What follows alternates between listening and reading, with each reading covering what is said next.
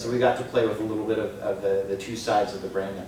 So Cynthia was brought on initially. I'll admit, because we as writers did not have a whole lot of organization in our process. It's usually a case of, okay, I can figure out 3 drafts. I can do 3 drafts of a story. This required all sorts of engineering and plot threads that were connected to other things, and we were running out of whiteboards to write stuff on. And so she had some expertise in software that would help us to get plot stuff organized. And in my devious plan to get people involved in this that would also be invested in the story, I knew we had another female character that I wanted to sound legitimate and take a fairly pivotal role, but needed to be quiet initially. Quiet, why? Because she was going to kind of give us some surprises at the end, but also because I needed Cynthia to be handling a lot of the juggling behind the scenes what happened. So would you mind sharing some of your experience with that, Cynthia? Sure. So over in QA, I was well acquainted with OneNote and a lot of other software. I was always making extravagant OneNotes for all the different teams to refer to, keeping them up to date with development for our games, having important testing notes and things like that. And it's a very nice area in which you can confer with many different departments all at once. And we were facing that same problem. We had a lot of different people from many different buildings, different teams, everybody on their own schedule. And we needed a space where we could speak with each other, even when we couldn't do it face-to-face. So I helped put together our OneNote, and that's where we developed a lot of the story and did the actual writing before it went live. Another issue that we had because of the schedules is we needed to post tweets. So I suggested that we use TweetDeck in order to do some of the scheduling, which would also help compensate if someone was not available to voice their character on time or was absent for a conversation, or we had to do things on weekends when no one was there, and it just made things a lot more convenient. Then coming in as Vera was exciting. I kind of stumbled into that. But she ended up developing a little bit of OCD tendency, which I think came from how highly organized I made all of our documentation. And it was just a very fun experience, being a xenobotanist on the team. Since she was not out in the open immediately, it helped give me time to really establish that framework behind the scenes and keep things running and making sure that we were moving smoothly. Yeah, I think it was interesting too, a lot of these little things that you think are just details in a character's background sometimes play a pivotal role in the story. I remember when we were hitting the climax of the story and the whole crew is like pinned in the cafeteria, and they're going to head out and make a run down to the lower area. We had them head out, and they were being surrounded by zerglings and other creatures, and we, in our narrative, we were already downstairs, and I was like, crap, I just realized we can't have zerglings going into the kitchen that they just left. And I think we even saw a tweet or two about people saying, whoa, guess whatever they have in the kitchen is gone now.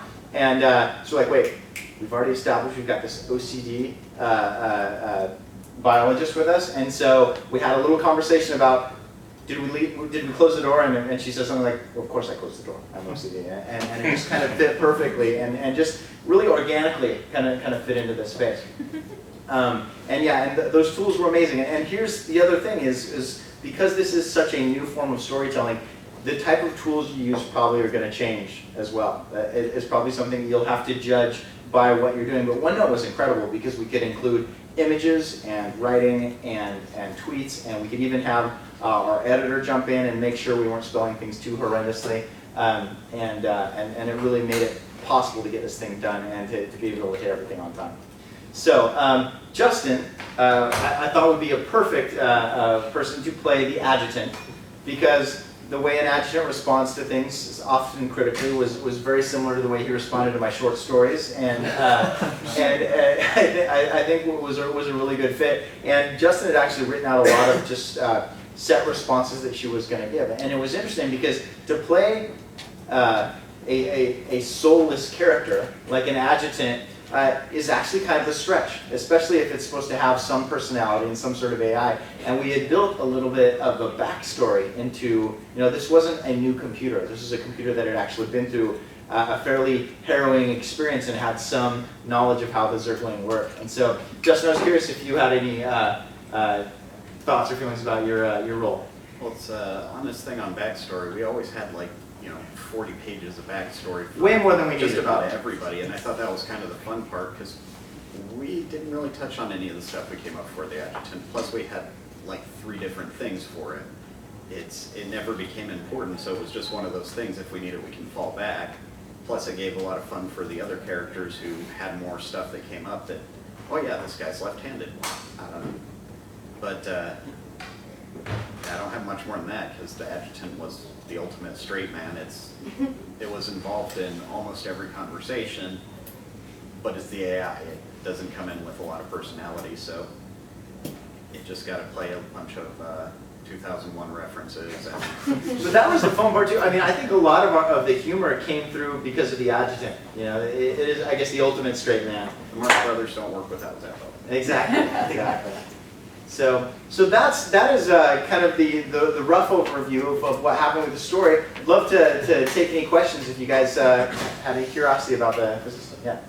Are you going to use any type of tool to kind of string it all together at the end in case someone kind of wants to go back through and follow the threads of the story once it's over?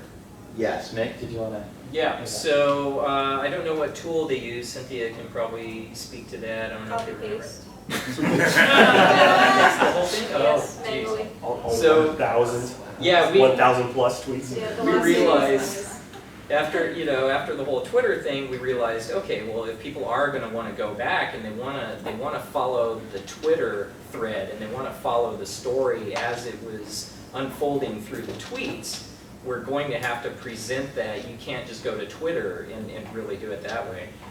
So I just kind of handed that off to somebody else to do, and it sounds like it fell to Cynthia to do that, and it involved a lot of copy pasting. And fortunately, Twitter changed their UI, so it ended up dropping off tweets that were made before a certain date.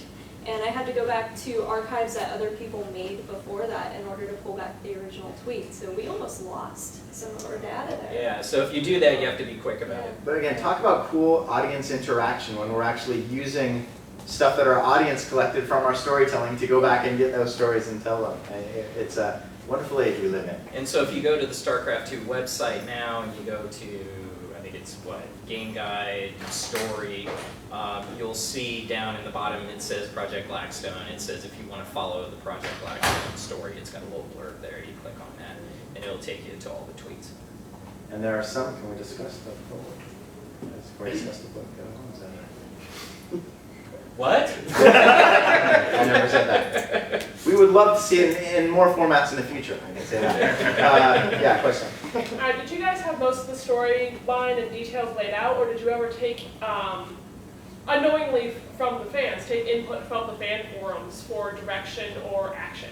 Totally did. That, again, was one of the biggest, most exciting things about this story, was that we could respond. I mean, I had one of our characters who was the kind of sadistic Protoss scientist that was torturing them and being completely immune to their, human-like, pleas for mercy. I thought he would be playing a much bigger role in the story, but we just weren't seeing a whole lot of response to him, and so we started pushing him into a little bit more of a kind of a sad, pathetic character, and less of a looming, threatening character. We made several references to him having small hands, I believe, and that he needed special tools because of that. And that we could see we were getting more play with that, with him as that kind of a character. And so again, we had our anchor points. We knew we had these short stories coming every week. We knew where we wanted the story to go generally. But for what was happening with the characters specifically, we were very responsive to what the audience was saying. And for instance,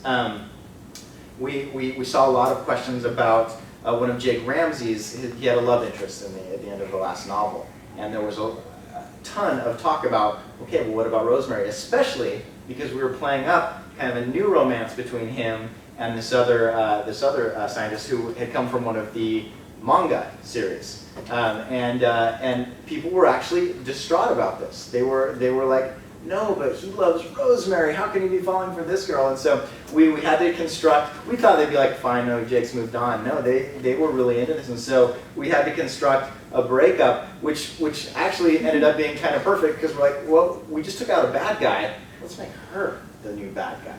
And we're able to push her into this role of, wait, you know what? She is an ex-ghost agent, and she would have this other reason. We know more cool stuff is happening coming down the road with Legacy of the Void, which is the next StarCraft expansion.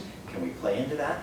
And it actually got cooler because of that. And that was one of the wonderful discoveries is reading what the fans were telling us was actually helping the story, was actually making the story get richer, because why not have a million minds thinking about a story and picking the best gems out of that, you know? Any other questions?